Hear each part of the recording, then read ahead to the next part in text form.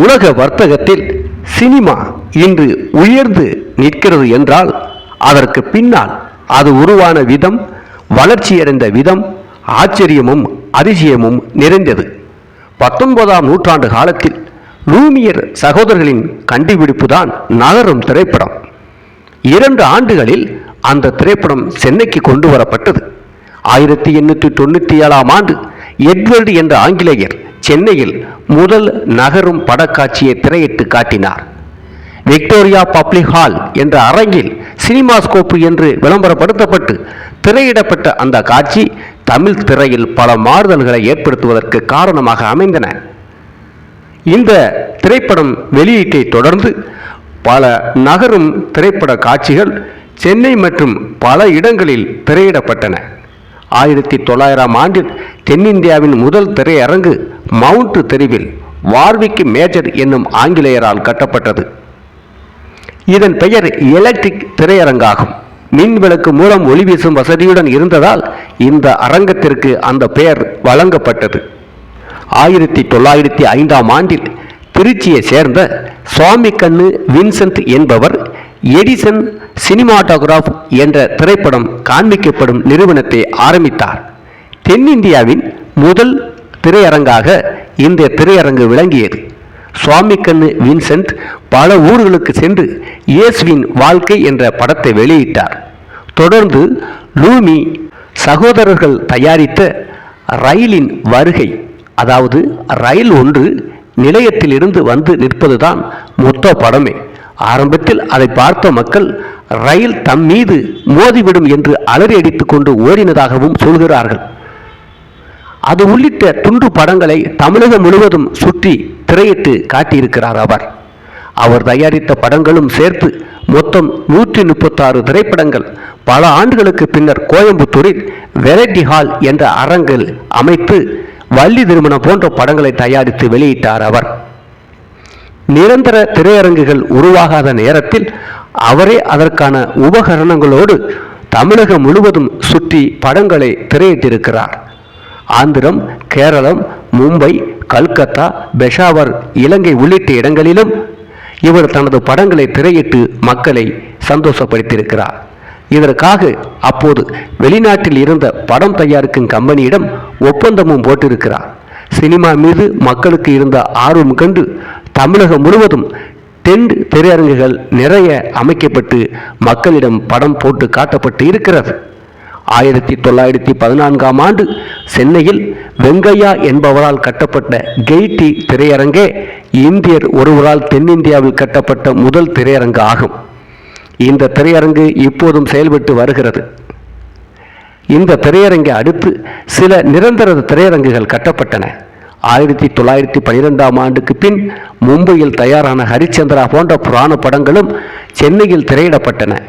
இந்த படங்கள் பெற்ற வரவேற்புகளின் காரணத்தினால் மோட்டார் உதிரி பாகங்கள் விற்பனையாளர் ஆர் நடராஜா முதலியார் கீழ்ப்பாக்கத்தில் இந்தியா பிலிம் கம்பெனி எனும் நிறுவனத்தை நிறுவி 1916ஆம் ஆண்டில் கீசகவதம் என்ற சலன படத்தை தயாரித்தார். தென்னிந்தியாவின் முதல் திரைப்படம் இந்த திரைப்படம்தான். 1916ஆம் ஆண்டு சென்னையில் துவங்கிய மௌனப்பட தயாரிப்பை தொடர்ந்து மேலும் சில தயாரிப்பாளர்கள் படங்கள் எடுக்க ஆரம்பித்தனர். இதில் முக்கியமானவர் நாராயணன். ஜெனரல் பிக்சர்ஸ் கார்ப்பரேஷன் என்ற நிறுவனத்தை நிறுவி பல வெற்றி படங்களை தயாரித்து தென்னிந்தியாவின் திரைப்பட தொழிலுக்கு முக்கிய பங்காற்றியவர். சென்னையில் 100க்கும் மேற்பட்ட சலன படங்கள் தயாரிக்கப்பட்டன. தமிழ், தெலுங்கு, மலையாளம் போன்ற மொழிகளில் விவரண அட்டைகளுடன் தென்னிந்தியாவின் பல நகரங்களிலும் திரையிடப்பட்டு மக்களிடம் கொண்டு சேர்க்கப்பட்டது. அதே நேரம் நாகர்கோவிலில் தயாரான மார்த்தாண்டவர்மன் என்ற ஒரு திரைப்படம் இன்று வரை பாதுகாத்து வைக்கப்பட்ட திரைப்படமாக இருக்கிறது. திரைப்பட காட்சிகள் நிலைகொள்ள ஆரம்பித்ததை கண்ட பிரிட்டானிய அரசு இந்த மக்கள் தொடர்பு சாதனத்தை தன் கட்டுப்பாட்டுக்குள் வைக்க தீர்மானித்தது. தொடர்ந்து இந்திய ஒளிப்பதிவு சட்டத்தின் மூலம் தணிக்கை துறையை 1918ஆம் ஆண்டில் செயல்படுத்தியது. முதலில் சென்சார் ஆரம்பிக்கப்பட்டது 1918 தான். அது ஆங்கிலேயர்களால் கொண்டு வரப்பட்டது. 1927ஆம் ஆண்டு தென்னிந்திய திரைப்பட வர்த்தக சபையின் முன்னோடியான தி மெட்ராஸ் பிலிம் லீக் நிறுவப்பட்டது. 1939ஆம் ஆண்டு தென்னிந்திய திரைப்பட வர்த்தக சபை சென்னையில் நிறுவப்பட்டது. இந்த சங்கத்தின் முதல் தலைவராக எஸ். சத்தியமூர்த்தி கடமையாற்றினார். அவர்தான் பொறுப்பேற்றுக் கொண்டார். தமிழில் பேசும் திரைப்படம் தயாரிக்கும் முதல் முயற்சி மும்பையில் உள்ள சாகர் மூவி டோன் என்ற நிறுவனத்தால் 1931ஆம் ஆண்டில் மேற்கொள்ளப்பட்டது. குரத்தி பாட்டும் டான்ஸும் என்ற 4 ரீல்கள் கொண்ட குறும்படமே தமிழில் முதலில் வெளிவந்த பேசும் படம். அதே வருடம் எச்.எம். ரெட்டி இயக்கத்தில் முழுநீள தமிழ் படமான காளிதாசு வெளியானது. ஷார்ட் பிலிம் என சொல்லக்கூடிய இப்போது ட்ரெண்டாக இருக்கக்கூடிய அந்த ஷார்ட் பிலிம் தான் சினிமாவில் முதலில் எடுக்கப்பட்ட பிலிமாக இருக்கிறது. அதன் பிறகுதான் முழுநீள திரைப்படம் தயாரிக்கப்பட்டிருக்கிறது. அதுதான் காளிதாஸ். முதல் 4 ஆண்டுகளில் தமிழ் திரைப்படங்கள் மும்பையிலும் கொல்கத்தாவிலுமே தயாரிக்கப்பட்டன. சென்னையில் ஒளிப்பதிவு தொழில்நுட்ப வசதிகள் அற்ற அந்த ஆண்டுகளில் 1934ஆம் ஆண்டு தென்னிந்தியாவில் முதல் பேசும் பட தயாரிப்பு நிறுவனம் நிறுவப்பட்டது. ஒரே காட்சியில் இருவர் தோன்றும் துருவா என்ற திரைப்படம் 1935ஆம் ஆண்டு எடுக்கப்பட்டது. இந்த திரைப்படத்தில் நவீன தொழில்நுட்பம் முதலாக கையாளவும் பட்டது. அந்த திரைப்படத்தில் சிவபாக்கியம் ஒரு ராணியாகவும் கைரேகை பார்க்கும் குரத்தியாகவும் ஒரே காட்சியில் தோன்றியது பாராட்டுகளை பெற்றது. முதல் 5 ஆண்டுகளில் தமிழ் திரைப்படங்கள் புராண கதைகளினை மையமாக வைத்து வெளிவந்தது. அதிலும் நிறுவன நாடகங்கள் மூலம் பிரபலமாகி இருந்த இராமாயணம், மகாபாரதத்திலிருந்து எடுக்கப்பட்ட கதைகளே. இந்த காலகட்டத்தில் தான் முதல் சமத்துவ கதை ஒன்று தயாரிக்கப்பட்டது. 1935ஆம் ஆண்டு சமத்துவ கதைகளை கொண்ட 3 படங்கள் வெளிவந்தன. கௌசல்யா என்ற திகில் படமும், இதையடுத்து வடுவூர் துரைசாமி ஐயங்காரின் நாவலான மேனகா, டம்பாச்சாரி போன்ற திரைப்படங்களாக அப்போது தயாரிக்கப்பட்டன. பின்னர் சமத்துவ திரைக்கதைகள் கொண்ட திரைப்படங்கள், சில புராண கதைகளும் நாடக படங்களாக வெளிவந்தன. 1937ஆம் ஆண்டில் வெளியான சிந்தாமணி ஒரு திரையரங்கில் 1 ஆண்டுக்கு மேல் ஓடிய முதல் திரைப்படமாகும். இந்த சாதனையை அது படைத்தது. 1939ஆம் ஆண்டு வாகினி, ஜெமினி நிறுவனங்கள் சென்னையில் அமைக்கப்பட்டன. தொடர்ந்து மேலும் சில தயாரிப்பாளர்கள் படங்கள் எடுக்க ஆரம்பித்தனர். ஆங்கிலேயர் ஆட்சி காலத்தில் தணிக்கை வாரியம் காவல்துறை ஆணையர்களினால் செயல்படுத்தப்பட்டது. 1918ஆம் ஆண்டு ஆரம்பித்த தணிக்கை சுதந்திர போராட்டத்திற்கு வலுவூட்டிய ஒத்துழையாமை இயக்க ஆண்டுகளில் கடுமையானதாக்கப்பட்டதும் குறிப்பிடத்தக்கது. சில படங்கள் தயாரிப்பு நிலையிலேயே கைவிடப்பட்டன. தேசிய கருத்துக்களையோ காந்திய சமூக சீர்திருத்தங்களையோ ஆதரிக்கும் காட்சிகள் வெட்டப்பட்டன. ஆகவே புராண கதைகளையும் மாயாஜல கதைகளையுமே தயாரிப்பாளர்கள் விரும்பினார்கள். சென்னை ராஜதானியில் 1937 முதல் 1939ஆம் ஆண்டு வரை காங்கிரஸ் கட்சி பதவியில் இருந்தது. அப்போது தணிக்கை முறை விலக்கி வைக்கப்பட்டது. இந்த காலகட்டத்தில் தான் தியாகபூமி, மாத்ருபூமி போன்ற நாட்டுப்பற்றை போற்றும் தமிழ் திரைப்படங்கள் வெளிவந்தன. இந்த திரைப்படங்களில் தேசிய கருத்துக்களும் அரசியல் பிரச்சாரமும் ஆங்கிலேயர்களுக்கு தெரியாத வண்ணம் சித்தரிக்கப்பட்டு இருந்ததாலும் தணிக்கை நடைமுறையில் இல்லாததால் அந்த படங்களுக்கு திரைக்கு வந்து போக பிரச்சனை ஏற்படவில்லை. ஆனால் 2ஆம் உலகப் போரில் ஆங்கிலேய அரசு இந்தியாவை ஈடுபடுத்தியதற்கு எதிர்ப்பு தெரிவித்து காங்கிரஸ் அரசுகள் விலகிய போது ஆங்கிலேய அரசு தியாகபூமி போன்ற படங்களுக்கு தடை விதித்ததும் குறிப்பிடத்தக்கது. போர்க்காலத்தில் கச்சா பிலிம் தட்டுப்பாடு காரணமாக திரைப்படங்கள் இயக்கப்படுவது வெகுவாக குறைக்கப்பட்டன. திரைப்படங்களை அதன் ஆரம்ப வருடங்களில் பத்திரிகைகள் கண்டுகொள்ளாமல் இருந்தது. 1927ஆம் ஆண்டில் மூவி மிரர் என்ற ஆங்கில மாத இதழை எஸ்.கே. வாசகம் சென்னையில் துவங்கினார். இதுதான் தென்னிந்தியாவில் திரைப்படத்திற்கான முதல் பிரத்யேகமான இதழாக ஆரம்பிக்கப்பட்டது. பின்னர் இதனுடைய பெயர் அம்யூஸ்மெண்ட் வீக்லி என்று மாற்றப்பட்டு வார இதழாக வெளிவந்தது. முதல் தமிழ் படம் வந்த 4 ஆண்டுகள் கழித்து 1935இல் தான் முதல் தமிழ் திரைப்பட இதழ் சினிமா உலகம் B.S. செட்டியார் ஆசிரியராக கொண்டு வெளிவர ஆரம்பித்தது. சினிமா செய்திகளை சினிமா உலகம் என்ற இதழ் வெளிக்கொண்டு வந்தது. பின்னர் சில்வர் ஸ்கிரீன் என்ற வார இதழும் ஆடல் பாடல் இதழும் தோன்றியது. பல சினிமா இதழ்களுக்கிடையே குண்டூசி, பேசும் படம் போன்ற இதழ்கள் சிறப்பாக விளங்கின. அன்றைய திரைப்படங்களில் பாட்டே முக்கிய அம்சமாக விளங்கியது. இரவல் குரல் கொடுக்கும் தொழில்நுட்ப வசதி அறிமுகமாகாத அந்த காலத்தில் பாடும் திறமை பெற்றவர்களை நடிகர்களாக நடிக்க முடிந்தது. P.U. Chinappa, M.K. Thyagaraja Bhagavathar, T.R. Mahalingam என அன்று புகழ்பெற்ற நடிகர்கள் பலரும் வாய்ப்பாட்டில் வல்லவர்களாக இருந்தார்கள். கர்நாடக சங்கீதம் நன்கு பயின்றவர்களாக இருந்தார்கள். இசை வல்லுநர்களான M.M. Thandavani, Desikar G.N. Balasubramaniam, M.S. Subbulakshmi போன்றோரும் Tamil திரையில் பிரகாசமாக ஜொலித்தார்கள். இரவல் குரல் கொடுக்கும் தொழில்நுட்பம் வந்தபின் பின்னணி பாடல்கள் வர இசை வல்லுநர்கள் நடிகர்களாக ஜொலித்த காலம் முடிவுக்கு வந்தது. பல கர்நாடக இசை வல்லுநர்கள் வெற்றிகரமான பின்னணி பாடல்களாக இங்கு உயர்ந்தார்கள். திரைப்படங்களில் இசைக்கும் பாட்டுக்குமே முக்கியத்துவம் கொடுத்து வந்த இந்த காலகட்டத்தில் பாத்திர பேச்சின் மீது சில எழுத்தாளர்களின் கவனம் சென்றது.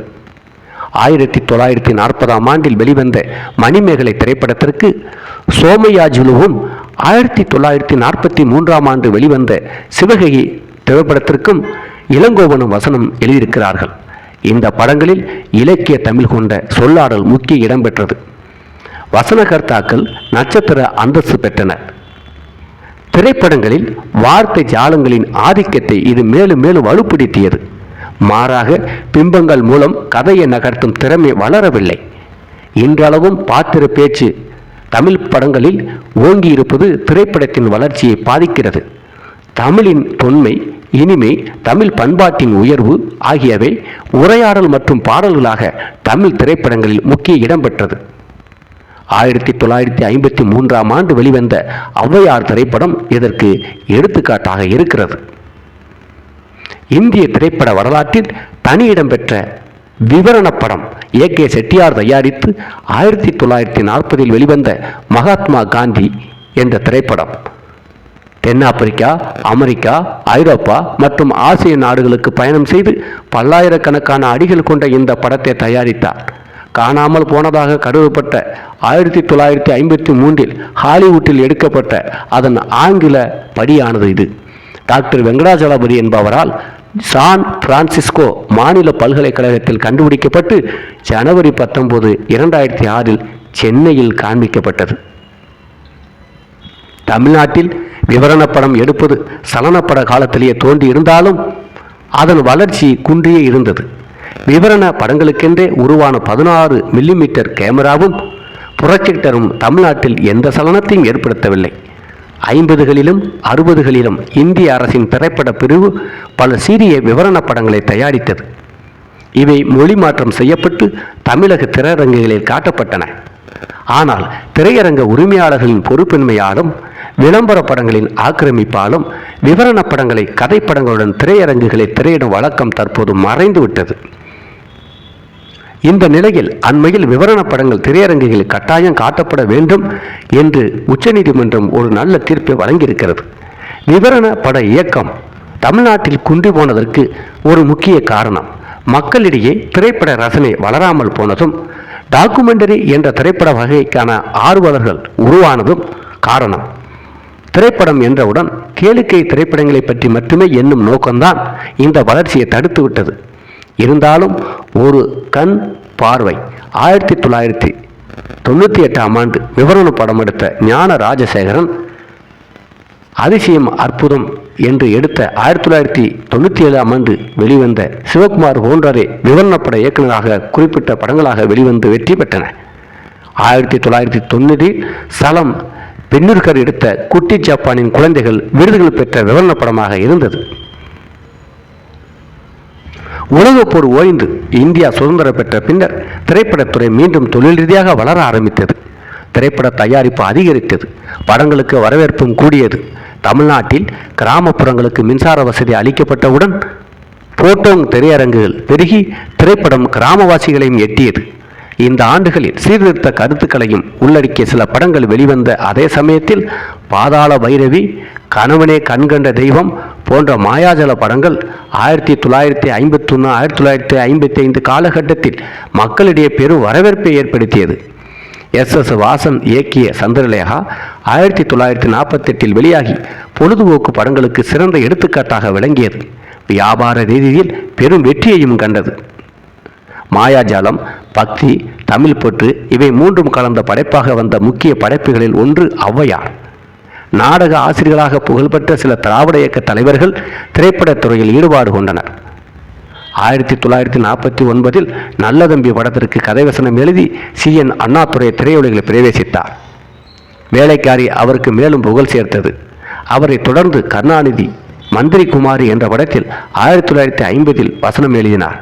சினிமா வரலாற்று ஆசிரியர்களால் திராவிட இயக்க திரைப்படங்கள் என்று அழைக்கப்படும் திரைப்படங்கள் பலவும் இந்த காலகட்டத்தில் வெளிவந்தன. என்னதான் திராவிட இயக்க கொள்கைகளை வெளிப்படுத்திய திரைப்படங்கள் வந்தாலும் மக்கள் திராவிடம் என்பது போலி என்பதை இன்றும் உணர்ந்து கொண்டிருக்கிறார்கள். திராவிடம் என்ற பெயரால் அரசியலில் ஏமாற்றப்பட்டார்கள் தமிழர்கள் என்பதால் வரலாறாக இருக்கிறது. கலைஞர் கருணாநிதி வசனம் எழுதி வெளியான பராசக்தி 1952 வெற்றி பாத்திர பேச்சு முக்கிய காரணமாக இருந்தது. இந்த படத்தின் அடுக்குமொழி வசனம் ஒளிநாடாவில் இன்றளவும் விற்பனையாகிறது. சிவாஜி கணேசனின் முதல் படம் என்றும் இந்த படத்துக்கு தமிழ் திரைப்பட வரலாற்றில் ஒரு சிறப்பிடம் உண்டு. கருணாநிதி திரும்பிப்பார், மனோகரா உள்ளிட்ட சில படங்களுக்கும் வசனம் எழுதி புகழ் பெற்றார். 1953 திரும்பிப்பார் வெளியானது. 1954 மனோகரா வெளியானது. திராவிட இயக்கத்தைச் சேர்ந்த முரசொலிமாறன், AVP, ஆசிதம்பி, கண்ணதாசன் போன்றோரும் திரைப்பட உலகில் வசனகர்த்தாக்களாக பிரவேசம் செய்தனர். அதனால் சினிமாவில் திராவிட கருத்துக்களை புகுத்தினார்கள். ஆனால் அதை சினிமாவைத்தான் மக்கள் ரசித்தார்களே தவிர திராவிடத்தை மக்கள் ஏற்றுக்கொள்ளவில்லை. அரசியல் கட்சிக்கு வாக்களிக்கிறார்கள், அதில் மாற்று கருத்தில்லை. ஆனால் திராவிடத்தின் கொள்கைகளான கடவுள் மறுப்பு கொள்கையோ, தாலி அத்து எறிதலோ, கற்பப்பையை தூக்கி வீசுவதோ போன்ற வன்மமான விஷயத்தில் தமிழக மக்கள் ஈடுபடவில்லை. அதை திசை திருப்ப நினைத்தார்கள். தமிழக மக்கள் சுதாரித்துக் கொண்டார்கள் என்பதான் வரலாறு. இந்த காலகட்டத்தில் வசனமே திரைப்படங்களில் மேலோங்கி இருந்தது. காட்சி பிம்பங்களுக்கு முக்கியத்துவம் குறைந்தது. திராவிட முன்னேற்ற கழக தலைவர்கள் திரையுலகில் பிரவேசித்து தமிழ் திரைப்படத்திற்கும் அரசியலுக்குமான உறவை உறுதிப்படுத்துவதாக அமைந்தது. ஆனால் இன்று புதிதாக அரசியலுக்கு வரும் சினிமாக்காரர்களே கூத்தாடி என்று திமுக விமர்சனம் செய்கிறது.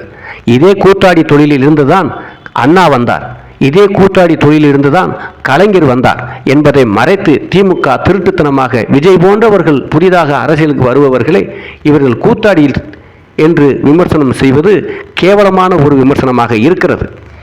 தன் தலைவர் வந்த வழி கூத்தாடி தொழில்தான் என்பதை திமுக காரர்கள் உணர வேண்டும். திரைப்பட வசனங்கள் மூலம் அரசியல் பிரச்சாரம் செய்யும் பாணி அப்போதுதான் ஆரம்பமானது. 1951 தென்னகத்தில் முதலாக நட்சத்திர அந்தஸ்தை பெற்ற KP சுந்தராம்பாள் தமிழ்நாட்டு மேல் சபையில் உறுப்பினராக்கப்பட்டு சட்டசபையில் நுழைந்த முதல் திரைப்பட கலைஞர் என்ற சிறப்பையும் பெற்றார். சினிமாவில் இருந்து முதலில் அரசியலில் நுழைந்து அரசியல் பதவியை பெற்றவர் KP சுந்தராம்பாள் என்பதுதான் சரித்திரம். 1952 இந்தியாவின் முதல் சர்வதேச திரைப்பட விழா நடைபெற்றது. சென்னை உள்பட மும்பை, கல்கத்தா, டில்லி போன்ற நகரங்களில் பன்னாட்டு திரைப்படங்கள் காட்டப்பட்டன. இந்திய திரைப்பட வரலாற்றில் இது ஒரு முக்கிய கட்டமாக அமைந்தது. 1918 அமுல்படுத்தப்பட்ட இந்தியன் சினிமாட்டோகிராஃப் சட்டம் 1952 மறுபடியும் தோன்றினாலும் உள்ளடக்கத்திலும் மாற்றமில்லை. அதே வருடம் தென்னிந்தியாவில் தயாரிக்கப்பட்ட முதல் ஆங்கில திரைப்படமான காடு சேலம் மாடர்ன் தியேட்டர் சாரின் கூட்டுடன் தயாரானது. 1955 திரைப்படத்திற்கான தேசிய விருதுகள் அளிக்கும் மரபு உருவானது. அந்த வருடம் நாமக்கல் ராமலிங்கம் பிள்ளையின் கதையான மலைக்கள்ளன், அதில் எம்ஜிஆரும் பானுமதியும் நடித்தார்கள். இது தேசிய விருதை பெற்றது.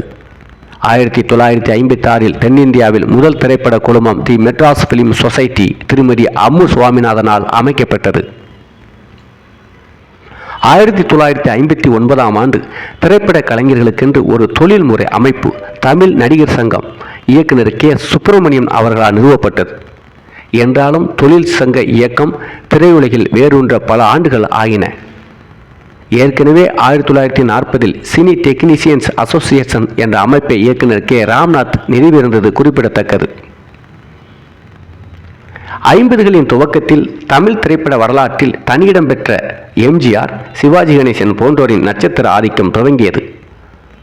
ஆரம்ப அறிகுறிகளே அப்போதே வந்த மதுரை வீரன், ரங்கோன் ராதா போன்ற திரைப்படங்களை காணலாம். 1956 காலகட்டத்தில் இது பெரும் புரட்சியை செய்தது. இந்த இரு நடிகர்களுக்கும் தமிழ் திரைப்பட உலகில் ஏறக்குறைய 1/4 நூற்றாண்டு காலம் புகழின் உச்சியில் இருந்தனர். அவர்கள் நடிக்கும் படங்களின் இயக்குநர்களின் பங்களிப்பின் முக்கியத்துவம் குறைந்தது. நடிகர்களே பிரதானமாக பார்க்கப்பட்டார்கள். ஆண் நட்சத்திரங்களை சுற்றிய கதைகள் அமைக்கப்பட்டன. ஹீரோயிசம் என்று சொல்லக்கூடிய கதைதான் அப்போது வெளிவந்தது. அதில் எம்ஜிஆர், சிவாஜி போன்றவர்கள் பிரதானமாக இருந்தார்கள். 50களில் திரைப்பட உலகில் தாக்கம் ஏற்படுத்திய மற்றொரு பாடலாசிரியர் பட்டுக்கோட்டை கல்யாண சுந்தரம். 1954ஆம் ஆண்டில் தொடங்கி 1959 வரை பதிபக்தி, பாசவலை போன்ற படங்களில் இவரது பாடல்கள் இடம்பெற்றன. இன்றளவும் அந்த பாடல்கள் விரும்பி கேட்கப்படுகின்றன. இவரது மறைவுக்கு பின் கண்ணதாசன் பாடலாசிரியர் வரியில் முதலிடம் பெற்று 25 ஆண்டுகள் நிகரற்று விளங்கினார். 1956இல் தென்னிந்தியாவின் முதல் முழுநீள வண்ணப்படமான மாடர்ன் தியேட்டர் சாரின் டி.ஆர். சுந்தரம் இயக்கிய எம்ஜிஆர், பானுமதி நடித்த அலிபாபாவும் 40 திருடர்களும் திரைப்படம் வெளிவந்தது. இருந்தாலும் கருப்பு வெள்ளை படங்கள் அரிதாக முற்றிலும் வண்ணப்படங்கள் மட்டுமே வர ஏறக்குறைய 20 ஆண்டுகளுக்கு ஆயின. வண்ணத்திற்கு மாற்றம் தமிழ் திரைப்படங்களின் பாடல் காட்சியை வெகுவாக பாதித்தது. வண்ணப்படங்களில் ஒரே பாடல் காட்சியில் நடிகர்கள் பல உடைகளை மாற்றுவதும் பல இடங்களில் ஒரு பாடலை படமாக்குவதும் வழக்கமாக இருந்தது. இத்துடன் இசையின் தாக்கமும் சேர்ந்தது. திரைப்பட பாடல் காட்சிகளுக்கு ஒரு புதிய வடிவை ஏற்படுத்தியது. இசை விழாவின் வரவு இந்த பாடல் காட்சிகளிலும் மேலும் தாக்கத்தை ஏற்படுத்தின. 1960இல் சென்னை அடையாறில் திரைப்படக் கல்லூரி நிறுவப்பட்டது. 70களிலும் 80களிலும் வெளியான தமிழ் திரைப்படங்களில் இந்த கல்லூரியில் பயின்றவர்களின் தாக்கத்தை காண முடிந்தது. 60களின் ஆரம்ப வருடங்களில் சில புதிய இயக்குநர்கள் தோன்றி தமிழ் திரைப்படத்திற்கு வலுவூட்டினார்கள். இதில் நினைவு கூறத்தக்கவர் ஸ்ரீதர் முக்கிய இயக்குநர்கள் ஒருவராக விளங்கினார். 1959இல் வெளியான கல்யாண பரிசு படத்தின் மூலம் புகழ்பெற்ற இவர் நெஞ்சில் ஓர் ஆலயம் 1962இல் வெளியானது, காதலிக்க நேரமில்லை 1964இல் வெளியானது. இந்த படங்கள் பெரும் வெற்றி படங்களாக அமைந்தன. முக்கோண காதல் கதை இவர் படங்களின் அடிப்படை. இதே காலகட்டத்தில் தான் பீம்சிங் படங்களை இயக்கினார். பாவ மன்னிப்பு, பார்த்தால் பசித்திரும் 1961-62இல் வெளிவந்த இந்த திரைப்படங்கள் இன்று மங்காத புகழுடன் விளங்குகின்றன. நிறுவன நாடகங்களில் வளர்ந்த கே.எஸ். கோபாலகிருஷ்ணன் கற்பகம் படத்தின் மூலம் இயக்குனரானார். 1963இல் வெளியானது. உணர்ச்சி மிக்க குடும்ப கதைகளை பல எடுத்து சில ஆண்டுகள் இயக்குனராக புகழ்பெற்று விளங்கினார். பல புதிய நடிகர்களை கமலஹாசன், ரஜினிகாந்த் உள்பட இவர் அறிமுகப்படுத்தினார். இயக்குனரை குறிப்பிட்டு ஒரு படத்தை அடையாளம் காட்டும் சாத்தியம் பாலச்சந்தர் காலத்தில் தான் துவங்கியது. ஜெயகாந்தனின் குறு நாவலான உன்னை போல் ஒருவன் பாலச்சந்தர் அவரால் இயக்கப்பட்டு 1964இல் படமாக வெளிவந்தது. தேச அளவில் விருதை பெற்றது. இது யதார்த்த திரைக்கதை படத்தை தமிழ் மக்களுக்கு அறிமுகப்படுத்தியது. நீர்க்குமிழி மூலம் திரையுலகில் பிரவேசித்த கே. பாலச்சந்தர் பல படங்களை தயாரித்து புகழை ஏற்றினார்.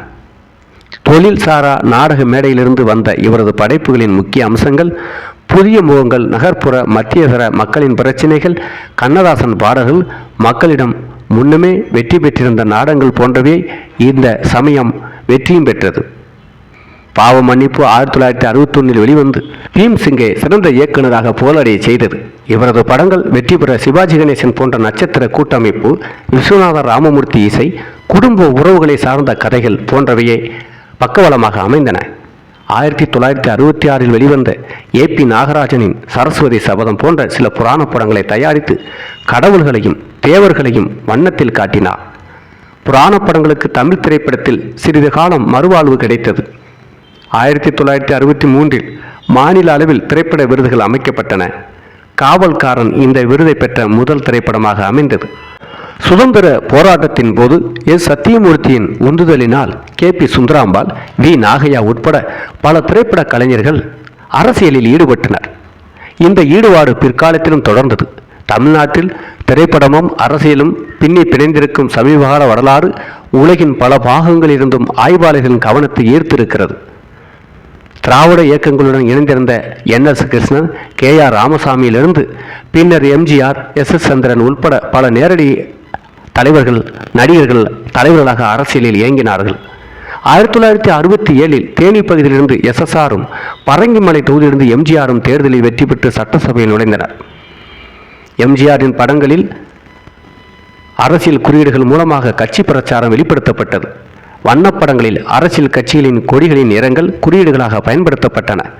ரசிகர் மன்றத்தின் ஆதரவும் சேர்ந்து நட்சத்திர அரசியல்வாதிகளின் கைகளை பலப்படுத்தியது.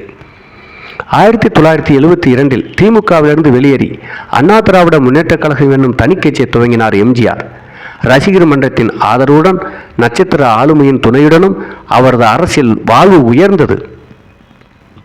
1977 MGR தமிழக முதல்வரான பின் திரைப்படத்துறைக்கு பயனளிக்கும் திட்டங்கள் சிலவற்றை அமலாக்கினார். மூப்படைந்த திரைப்பட கலைஞர்கள் ஓய்வூதியத்தை 75 150 உயர்த்தினார். சிறந்த படங்களுக்கு மானியம் கொடுக்கும் திட்டம் இவர் ஆட்சி காலத்தில் கொண்டு வரப்பட்டது. தென்னிந்தியாவின் முதல் சினிமாஸ்கோப் படமான ராஜராஜ சோழன் 1973 வெளிவந்தது. வர்த்தக ரீதியாக பயங்கர வெற்றியை பெறவில்லை என்றாலும் 70களில் அடையாறு திரைப்படக் கல்லூரி மாணவர்கள் சிலரின் தாக்கம் தமிழ் திரைப்படத்தில் வெளிப்பட ஆரம்பித்தது. 1972 திரைப்படக் கல்லூரியில் பயிற்சி பெற்ற சிலர் சேர்ந்து தயாரித்த தாகம் யதார்த்த திரைப்பட பாணியில் அமைந்திருந்தது. பல புதிய இளைஞர்கள் தமிழ் திரைப்பட உலகில் பிரவேசித்து அதன் எல்லைகளை விரிவாக்கினார்கள். இந்த ஆண்டுகளில்தான் தமிழ் திரைப்படத்தின் 3 ராஜாக்களின் வரவு பெரிய சலனத்தை ஏற்படுத்தியது. பாரதிராஜா, பாக்கியராஜ், இளையராஜா ஆகியோரே அந்த மூவர். பாரதிராஜாவின் முதல் படம் 16 வயது நிலை 1977 வெளிவந்தது. புதிய நடிகர்கள், இளையராஜாவின் இசை, கிராமிய பின்னணி, யதார்த்தத்தின் அழுத்தம் இவைகள் பாரதிராஜாவின் படைப்புகளாக இருந்தன. நாடக நடிப்பை விட்டு இயல்பு நடிப்பை பின்பற்ற பாரதிராஜா முயற்சித்து வெற்றி பெற்றார். சினிமாவில் புது யுக்தியை கையாண்டார். ஸ்டூடியோகளுக்குள்ளேயே செட்டு போட்டு எடுக்கும் பழக்கமாக இருந்த சினிமாவை கிராமங்களுக்கு தூக்கி சென்று கிராமிய புல்வெளி, மலைகள், பூக்கள், செடிகள், கொடிகள் என அழகியலை புது சினிமாவாக மாற்றி சாதித்தார் பாரதிராஜா. 1979 சுவரில்லா சித்திரங்கள் மூலம் பாக்கியராஜ் இயக்குனரானார். நகைச்சுவை கலந்த கதையோட்டம், பாலியல் அழுத்தம் இவை பாக்கியராஜ் படங்களின் வெற்றிக்கு காரணமாக அமைந்தது. இந்த ஆண்டுகளில் மற்றொரு முக்கிய நிகழ்வு இளையராஜாவின் வளர்ச்சி. 1976 அன்னக்கிளி படத்துக்கு முதல் முறையாக இசையமைத்த இளையராஜா வெகு விரைவிலேயே நட்சத்திர அந்தஸ்தை அடைந்தார். இதுவரை 4 தென்னிந்திய மொழி திரைப்படங்களில் 600 படங்களுக்கு மேல் இசையமைத்துள்ளார். G. மகேந்திரன் இயக்குநராக முள்ளும் மலரும் படம் 1978 வெளியானது. இந்த வேளையில்தான் அவரது அடுத்த படமான உதிரி பூக்கள் யதார்த்த பாணியில் அமைந்தது. தமிழின் முக்கிய திரைப்படங்களில் இது ஒன்றாக இடம்பெற்றது. 1975 அவளும் ஒரு பெண்தானே படத்தின் மூலம் துணை இயக்குநராக அறிமுகமானார். பசி என்ற திரைப்படத்தில் 1979 இவருக்கு தமிழ் திரைப்பட வரலாற்றில் ஒரு முக்கிய இடம் பிடித்தது. அந்த படத்தில் நடித்த சோபா அகில இந்தியாவின் சிறந்த நடிகை விருதை பெற்றார். விருது பெற்ற சில மாதங்களில் சோபா தற்கொலை செய்து கொண்டார். நடிகைகள் தங்கள் உயிரை மாய்த்துக் கொள்வது தமிழ் திரையுலகுக்கு புதிதல்ல. விஜயஸ்ரீ, படாபட் லட்சுமி, கல்பனா, லட்சுமி ஸ்ரீ, சில்க் ஸ்மிதா என பட்டியல் நீள்கிறது. புனே திரைப்படக் கல்லூரியில் திரைப்படக் கலையை முறையாக பயின்ற பாலு மகேந்திராவின் முதல் படம் அழியாத கோலங்கள் 1979 வெளிவந்தது. இந்த காலகட்டத்தில் பாரதிராஜா, மகேந்திரன், துரை, பாலு மகேந்திரா போன்ற வரவால் தமிழ் திரைப்படத் துறையில் பெரியதொரு மாற்றம் ஏற்பட்டது. ஒரு தலை ராகம் என்ற திரைப்படம் 1980 வெளியானது. இதை டி. ராஜேந்தர் இயக்கினார். இன்றளவும் மக்களிடையே வரவேற்பு பெறும் படங்களை இயக்கி வருகிறார். கதை, வசனம், ஒளிப்பதிவு, இசை ஆகிய சகல பணிகளையும் தானே செய்து புகழ் வாங்கினார். இவரது தனித்துவம் ஆடம்பர திரையமைப்பு, அடுக்குமொழி வசனங்கள் இவையே. 80களின் ஆரம்ப வருடங்களில் தமிழ் பட தயாரிப்பு முன் காணாத அளவு அதிகரித்தது. 1985 இதுவரை எந்த ஆண்டும் இல்லாத வகையில் 129 படங்கள் வெளியாகின. இந்தியாவில் வர்த்தக ரீதியாக இந்தி திரைப்படங்களுக்கு அடுத்தபடியாக 2ஆம் இடத்தில் இருப்பது தமிழ் திரைப்படங்கள் தான். கோமல் சுவாமிநாதனின் நாடகம் தண்ணீர் தண்ணீர் 1981 கே. பாலச்சந்தர் இயக்கத்தில் வெளிவந்தது. அச்சமில்லை அச்சமில்லை அரசியல் நிறைந்த படமாக இருந்தது. சங்கீதம் சீனிவாசராவ் இயக்கிய ராஜா பார்வையும் அதே ஆண்டுதான் வெளிவந்தது. நட்சத்திர ஆளுமையில் கமலஹாசன் புகழ் ஓங்கியதும் இந்த ஆண்டுகளில்தான். அடையாறு திரைப்பட கல்லூரியில் பயின்ற ருத்ரையாவின் அவள் அப்படித்தான் 1980 வெளிவந்து வெற்றி பெற்றது. இந்த ஆண்டுகளில் வந்த ஒரு முக்கியமான படைப்பு அது. பெண்ணிய சித்தாந்தத்தை சீரிய திரைப்பட பண்பு நிறைந்த ஒரு படத்தின் மூலம் தமிழர்களுக்கு தந்தார். 80களில் முக்கிய படப்பாளியாக மணிரத்னம் பல்லவி அனுபல்லவியுடன் திரையுலகில் பிரவேசித்தார். தமிழ் திரையில் பெரிய பாதிப்பை ஏற்படுத்திய அவரது மௌனராகம் 1986 வெளிவந்து சிறந்த தமிழ் திரைப்படத்திற்கான விருதை பெற்றது. தேசிய அளவில் புகழை ஈட்டியது. 1987 வந்த இவரின் நாயகன், ரோஜா, பம்பாய் ஆகிய திரைப்படங்கள் அகில இந்திய அளவில் புகழை தந்தது. 1987 எம்ஜிஆர் மறைவுக்கு பின் அவரது மனைவியும் நடிகையுமான ஜானகி தமிழக முதல்வரானார். பின்னர் 1991 எம்ஜிஆருடன் பல படங்களில் ஜோடியாக நடித்த ஜெயலலிதா முதலமைச்சரானது நிகழ்கால வரலாறு. 1990 ஆண்டு இந்தியாவிலேயே முதல் முறையாக தனியார் நிறுவனமான ஜி. வெங்கடேஸ்வரன் ஜிவி பிலிம்ஸ் என்ற நிறுவனத்தை ஆரம்பிக்கப்பட்டது குறிப்பிடத்தக்கது. 1990 ஆண்டு கே.எஸ். சேதுமாதவன் இயக்கிய மறுபக்கம் இந்தியாவின் சிறந்த படமாக தேர்வு செய்யப்பட்டது. இந்த ஆண்டில் விக்ரமன், கே.எஸ். ரவிக்குமார் போன்ற புதிய இயக்குநர்கள் தமிழ் திரையுலகுக்குள் அடியெடுத்து வைத்தனர். விக்ரமனின் புது வசந்தம், ரவிக்குமாரின் புரியாத உயிர் போன்ற படங்கள் வெளிவந்து வெற்றி பெற்றன. கிராமப்புற கதைகளை கொண்ட சின்ன கவுண்டர் 1992 வெளிவந்து வெற்றி பெற்றன. பட தயாரிப்பாளர்கள் கிராம படங்களை தயாரிக்க விருப்பமும் தெரிவித்தனர். இந்த ஆண்டுகளில் வந்த ஜெயபாரதி இயக்கிய உச்சி வெயில் 1990 வந்து வெற்றி பெற்றது. இது கலாச்சார சூழலில் சீரிய திரைப்படம் மலர வழிவகுத்தது. கொல்கத்தாவில் நடந்த சர்வதேச திரைப்பட விழாவிலும் கனடா நாட்டிலும் ரொரன்ராவில் நடந்த திரைப்பட விழாவிலும் திரையிடப்பட்டு விமர்சன ரீதியாக புகழ் பெற்றது. 1992 வெளிவந்த ரோஜா காஷ்மீர் தீவிரவாதிகள் பிரச்சனை அடிப்படையாக வைத்து பின்பற்ற கதை. இதைத் தொடர்ந்து இந்து முஸ்லிம் உறவு பற்றி கதையை கொண்ட பம்பாய் 1995 வெளிவந்தது. பல தடைகளையும் பிரச்சனைகளையும் எதிர்கொண்டாலும் வெற்றி படமாக அமைந்தது. ஏ.ஆர். ரஹ்மான் இசை இதன் வெற்றிக்கு ஒரு முக்கிய காரணமாக அமைந்தது. 1996 ஆண்டு தமிழ் திரைப்படத்துறைக்கு ஒரு முக்கிய மைல்கல்லாக அமைந்தது. தமிழ் திரைப்படங்கள் பல விருதுகளை பெற்றன. சிவாஜி கணேசனுக்கு தாதா சாஹேப் பால்கே விருதும், அகத்தியனுக்கு சிறந்த இயக்குனர் விருதும், சிறந்த நடிகராக கமலஹாசனுக்கு வெள்ளி தாமரை விருதும், எஸ்.பி. பாலசுப்ரமணியனுக்கு சிறந்த பின்னணி பாடகர் விருதும், சித்ராவுக்கு சிறந்த பின்னணி பாடகி விருதும், சிறந்த திரைக்கதை மற்றும் சிறந்த படத்திற்கான விருது காதல் கோட்டைக்கும், திரைப்படம் குறித்த சிறந்த நூல் எழுதியதற்காக தியோடர் பாஸ்கரனுக்கு தங்க தாமரை விருது போன்ற பல்வேறு விருதுகளை தமிழ் திரை 1996 ஆண்டில் பெற்றது. அதன் பிறகு 2000க்கு பிறகு பல இயக்குநர்கள் வந்தார்கள். மணிரத்னத்துக்கு பிறகு மிகப்பெரிய இடத்துக்கு வந்தவர் இயக்குனர் சங்கர். அவருடைய ஜென்டில்மேன் போன்ற படங்கள், காதலன், முதல்வன், அந்நியன் போன்ற திரைப்படங்கள் தமிழ் சினிமாவில் பிரம்மாண்டத்துக்கு பெயர் பெற்ற படங்களாகவும் வணிக ரீதியாக உச்சந்தொட்ட திரைப்படங்களாகவும் அமைந்தன. மிகப்பெரிய இயக்குநராகவும் அவர் புகழின் உச்சிக்கு சென்றார்.